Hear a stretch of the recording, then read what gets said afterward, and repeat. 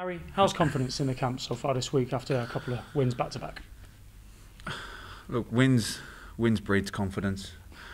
Wins breed happiness. So I'm not going to sit here and say we're not happy at this moment in time, but we are fully aware that a bad result on the weekend can, again, knock us back down. So again, we've got to build on it, but we can't go into this game feeling just because we've jumped up a few places that everything's fine and dandy, and we're going to go back up the league sooner rather than later. We've got to work hard at it, and I think this weekend is going to be our biggest test of the season so far, because we've put a couple of good results together, but we've got to continue it. And going to Macclesfield this weekend is going to be tough, and I think I'm going to really see what characters I really have in my squad, and whatever the outcome is, then we can go to a nice little break, because of obviously the Oldham game is away, and we've only got the checker trade here on the Tuesday night, so we can have a nice little break and get away, and then kind of probably reflect on how the start of the first maybe 6 weeks have gone. I guess it's the first time that you'll have to deal with any sort of level of expectation, because when you come in there's an element of expectation there, but because things had been so poor on the pitch, you didn't have to deal with it. But it's how football works, a couple of wins and all of a sudden you go to Macclesfield and everybody will be expecting 3 points. Look, I expect to win every game. I expect to win every training game. I expect the best. I did that as a player. I'm a firm believer in, it doesn't have to have 60,000 people watching you just to turn up and go, oh, I'm going to play today. It shouldn't matter if it's only a man and his dog watching you. You still perform at your highest level, and that's what great players do. They train at the highest level, they play at the highest level every single moment. So when opportunities come to play at the big games, it's normal for them. Have you seen much of Macclesfield? I drive by it virtually every day, so yeah. So do you live up that way still? I live close to Macclesfield, yes. So will you not be travelling with the coach on I will be Saturday? travelling with my team. I'll be travelling with my team, yes. So you're going to drive here to Nottingham and get on the coach and go back past your house? We are actually staying over, so we will be training and then staying over in a hotel, yes. What do you make of them as a football team? As a football team, oh, okay. I thought you said Macclesfield. As the Macclesfield, yes. As a football team, like I said, it's always hard. Obviously, they got promoted. They haven't really gone into a lot of buying players and all that, so they've kind of roughly still got the same team. Look, they're fighting. They're fighting. They played very well. They got off to a flyer against Newport, and then a wonderful set piece got Newport back into the game, and then again leading the game until the 96th or 97th minute. That took the wind out of their sails. So I think they're there in a round of what we are at the moment. We have to fight for every point. So I know it's going to be a difficult game. There's a slight slope on the pitch. It's quite windy, so we know we're going to be in for a difficult game. Will it be a first opportunity then for maybe your family to come and watch your side, or have they been able to? No, see my family come. Uh-huh. My family come, but they like to sit just with all the other fans and just blend in and cheer, and probably say the choice word at me every now and then as well. It's part of being a football fan, isn't it? True. What kind of manager are you? Because you often hear a lot of managers, and it gives me a great opportunity to do my Steve Evans impression. We don't get too high and we don't get too low, and they try and stay right in the middle. Are you one of those managers that allows yourself to get really happy with a victory and then beats yourself up with a defeat, or do you try and keep it on that even keel in the middle? I think it's important to learn as you go along. And I've been a coach now for 3 years, 2 at under 23s and 1 at Crawley. And at the start, I'll tell you the truth, it was a roller coaster. I was up there when you win and you were singing and dancing, and when you win a game, and then when you lose, you're looking at yourself. And then when you speak to managers a lot and you speak to experienced coaches, you've got to try to find that balance. And like I said, I think you've got to enjoy the good moments. and not dwell on the bad ones, because the good thing about football is there's always another game to correct it. So for me, I'm probably not on that even line yet. I'm still on a roller coaster, but my roller coaster is not as big as it was at the start. So I'm learning. A lot of the fans over the last couple of games have really spoken highly of the performances that John Stead has put in at 35 years old. Is he able to give what he gives 3 times in a week? Because obviously it's a 3-match week. He's a top professional. He's been at the highest level. He knows what it takes. So I don't see why not. And I think football's changing in the way people say 35's old. And a class example of that was I had Danny Bullman, who was 40 last year, and he was probably my fittest and trained every single day and played every single game for me for Crawley last year. So I think back in the day when you were 32, 33, you were classed as, ooh, he's old, you've got to move on now. Now, unfortunately, players look after themselves. They're going to 35, 36, 37 and still going strong. So, and Stead's an ultimate professional. He's working hard every single day, and again, he's leading by example, and he's showing, and he's holding it to show other people what can be done, and he's keeping some great players out. You mentioned it earlier on, the fact that the Oldham game has been postponed. How do you greet that news? Is it good news, bad news? Depends on the weekend. If you win, you'd probably hope Oldham was around the corner again, because you want to have the momentum to keep going. But looking at the situation, it's probably, if we put in a great if we put in a good performance and get a result, long as we don't lose at Macclesfield, I think we could probably take this opportunity to reflect back and look at how we've started, and we can probably make a few changes here and there, and we can move on. But then the next block of games are going to be difficult, because we obviously get thrown in another game against a tough opposition. So again, it's a kind of another challenge that we'll have to face. I mean, we're not at that point yet, I guess, for self-reflection, because you don't have that break just yet, and you like Macclesfield out of the way. But how do you think you're doing? Look, for me, the only person that can judge me is the owner, and at the moment he's happy. So as long as I keep him happy, I think I'm doing an okay job. You enjoying it? I love it. I'm not going to lie. I love coaching. I love this side of the game. I love the thinking part. I love the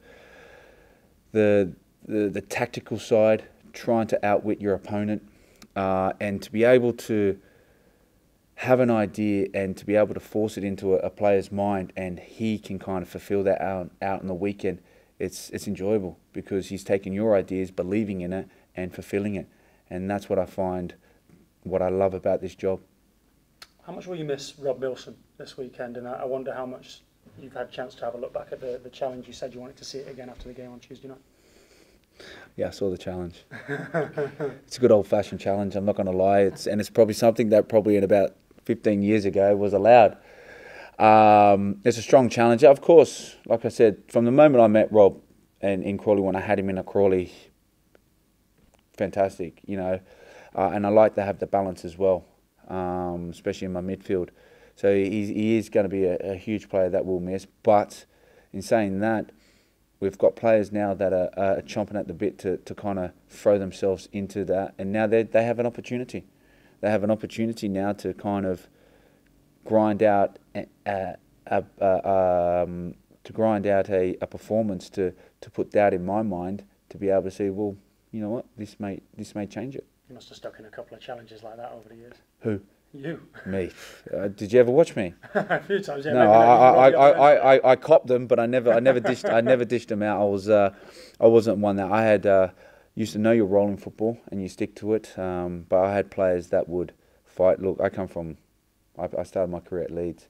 I mean, we used to have them challenges every single day in training. So I just learned to jump well. Good man, thank you. So. How disappointed are you to lose Rob? Because since he's come in, he's been magnificent for you, hasn't he? He's been fantastic. It is disappointing, but for me, I won't take aggression away from football. I think if aggression's shown in the right way in football, it's fantastic. And I think the fans love it. I think the people love it. The coaches love it. But unfortunately, any challenge like that now, especially in front of a dugout, arms are thrown up in the air, and it's a kind of a show, and then all players are swamped round him. And you always know from a bad challenge if the play is actually rolling around and something actually does happen. And I think this is where probably something needs to be done in the right way, that a ref can look at it and go, well, yes, it was a strong challenge, but the player got up straight away. He rolled around for a minute, walked off, and then jumped out, and there's nothing wrong with him. So for me, it wasn't a seriously dangerous challenge. It was a strong challenge. And I think that's the difference in these challenges. And if we can kind of make our decision better, then I think you'll see physical challenges. Because I'm sure everybody like myself loves seeing a proper, good old English challenge. 50-50, solid challenge. And if the two players go in fairly, it gets the fans rolled up. And you know what? It usually gets the players rolled up because they're, yes, now we're in it. Now I think players are half-hearted going into challenges. And I think that's when the laziness comes in, and the studs are shown that little bit, because they go in and think, oh no, I've got to back out. And then I think they kind of leave their foot up. So for me, I would like to see challenges like that, as long as the player's okay, kind of taking another route down. But it's up to the referees. How was he after the game? Did you have to put an arm around him? Was he disappointed, or was he? No, I don't. Look, he's a midfielder. They're expected to make challenges like this, and they're expected to be cautioned. It's like I said, it was a challenge for two players to go in there. Yeah, again, his foot was raised, but again, I feel he got the ball. So for me, it's not about putting a hand around it. I feel for him because he's going to miss games now, and he's an important player. But it gives an opportunity now for another player to step up and claim his place. Yeah. Just to talk about tactically, I know you're big on tactics. The change in formation, what brought that change, and how well do you think the players have adapted to it?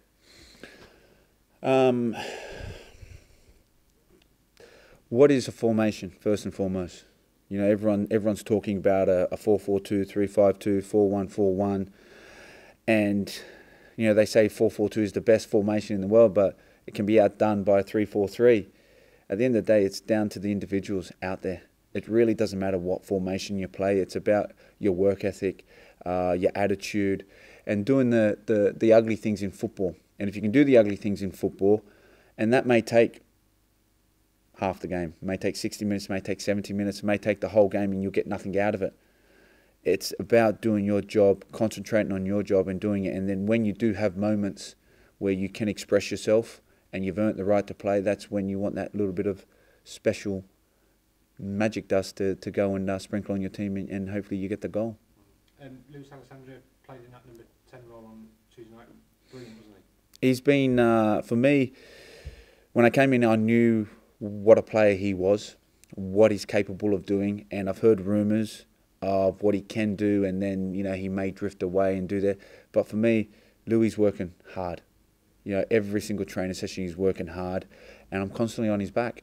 I'll talk to him and I'll ask him questions, and I'll force him. And he's like everybody else.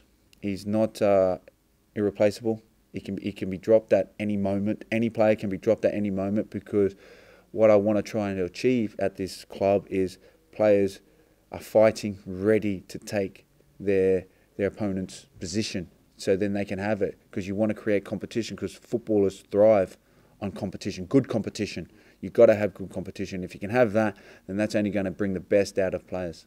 When you first came in, and you knew about the quality of the squad, now you've had the chance to work with them. Are they better than what you thought? When you've obviously first came in? Look, I don't think you need me to say that. I think you all know that the players that are here are quality players. And like I said, they may have been lacking a bit of confidence and all that. And for me, I felt Kev did a great job for what he achieved, especially from where they were to where he got them to.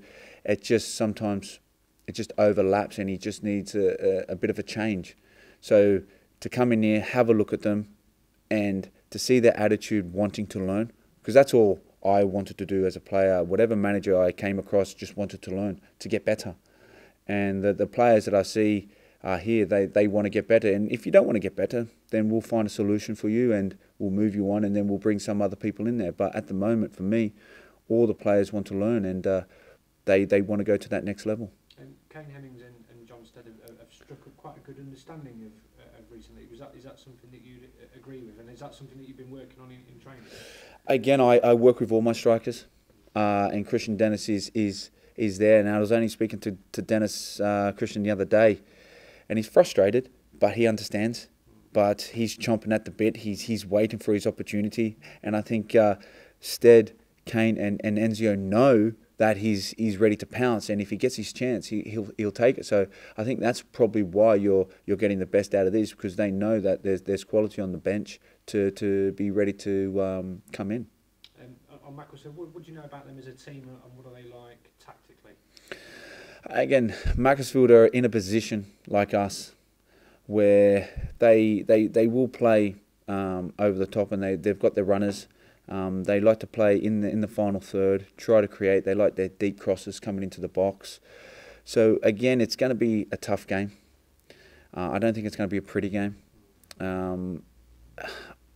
So we're going to go there knowing that whatever we can get, we'll be happy with. Brilliant. Cheers. Hi, Harry. And just to open with something you touched on, you said about players going for half-hearted challenges now. Do you think that's the way that football's going in general nowadays? Look, I feel you got to understand it's a physical game. It's a man's game. There's a lot of testosterone flying around, and we have seen some nasty challenges over the years, some bad ones. And when you see a bad challenge going over the knee, putting a player out for 9 months, a player will get maybe a 3 to 6 match ban. You're looking at it, well, where's the justice in that? You know, I've always said, even when I was young, is if you do an over-the-top challenge, like a dirty challenge like that, and you mean it, and someone's out for that long, you should be out for that long as well. Then I think you'd stop it. But you see challenges like solid challenges, that good old English challenges, I think you need it. And I like it. You know, I was on the receiving end of a lot of them when I played, and it actually spurred me on to get straight back up and knowing I was in a good challenge. Do you think that would ever happen, where a player could be banned for 9 months? Probably not. Probably not, because then you'd probably find the reasonings, you know, well, did he really mean it? No one's really going to know. He's not going to say, well, I meant it. So it's probably not. So I don't know where you'd go with it. So you'd probably just ignore that answer.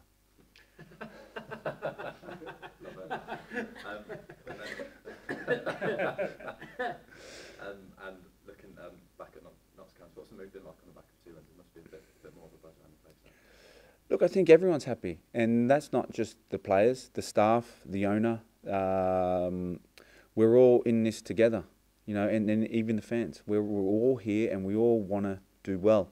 But again, we're not going to get complacent. You know, again, it's gone now. You know, we all wanted to have a good win against Crewe. We all wanted to have a good win against Crawley, and now we've got to concentrate on Macclesfield. It's been a fantastic week so far. Let's continue it, and we'll see what happens on Saturday. Do you think that's the key then going forward, just keeping everyone grounded and taking it one step at a time? 100%. And I won't let any player get too excited. I mean, look, unless he's scoring a hat-trick every week, then there's always an exception. But I think it's important for players to enjoy moments. They've had their moment. Now it's back to football. But what you want to see is players coming into work with a smile on their face and not afraid to try things. I said from day one, I was I'm one of the biggest people to make mistakes. But you've got to learn from your mistakes, and you've got to be able to correct them. And if you're a man enough to make a mistake but still stand up and make that difference and be better, then perfect. You're the right player for me. How important is it to transfer that ethos, like you say? Again, it takes time. It takes time to change it. The ideas, I've been lucky enough that I've got some quality players that can take on information straight away. And I've had a couple of players that have worked with me before. So it's good. at the moment because they can kind of reinforce it when I'm not there. My staff personally are here 24/7 to help any of my players with anything, whether that's video or talking. So we're all on the same path and we all know what message we need to get across to them. Of course, the Oldham game has been postponed because of their international call-ups. Have you thought about how you're going to be spending that extra time with the players at all? I don't know if I'll be spending it with the players because I think sometimes as well it's important for players to be with their families as well and to kind of go away and enjoy. Like I said, it's a moment where if results go well for us, it's a moment where my team can go away, be refreshed in their mind. And, you know, like I said, some of them have young babies, some of them have young families, and it's nice to go away and spend a little bit of time with them. So we have ideas of what we want to do, but that also depends on results. And how important is it striking that personal and professional balance with the players, like you said? Yes, like I said, I'm still learning. You know, I just said there about the roller coaster, and I'm still learning about this. Every player is different. Every player, like you said, you need arms around you. You know, or you need to have a go at them, or you just let them carry on with themselves. For me, I was a player that I just did my work. So again, I'm still understanding, working out that kind of side of it. But for me, I think the easiest thing to understand is social skills. Actually, just talk to people. You know, get to know them, not just because they're a footballer, but just get to know them personally. You know, understand their family, understand kids, all that kind of stuff. And then when you actually go up to some players and go, "Well, how are you?" and they go, "Oh yeah, football." But no. How's your family? How's your little boy or how's your little girl? What's happening there? And it takes them back, and they go, "Oh, he actually cares." And I think that's nice. Was that something you experienced throughout your playing career as well? That Yeah, I had a couple of managers that did it. I also had a couple of managers that didn't care. But I found when my manager took interest in, I didn't want him to dive too deep into my personal life, but when he asked about my family, it was nice. And then I also had a manager that, well, I gave everything to football, turned around and said, "No, you've got to spend more time with your family." And that was nice, because sometimes you work and you work to do what you feel is right for the club, but you know, you've also got to be able to switch off sometimes as well and be fresh in the mind. And then of course Macclesfield at the weekend. What kind of game are you expecting? I think it's going to be a tough game. Like I said, we're both in a position that we're fighting for every point. It's going to be, like I said, a little bit of a slope on the pitch. Hopefully it's not windy, but there's a breeze that does come across it. So I think it's going to be a physical game, scrappy game, and you know, we'll be up for the challenge.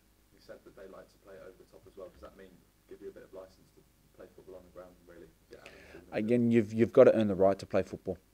So we will go there and we have our plan. We have our plans, and we've got to go out there and execute them.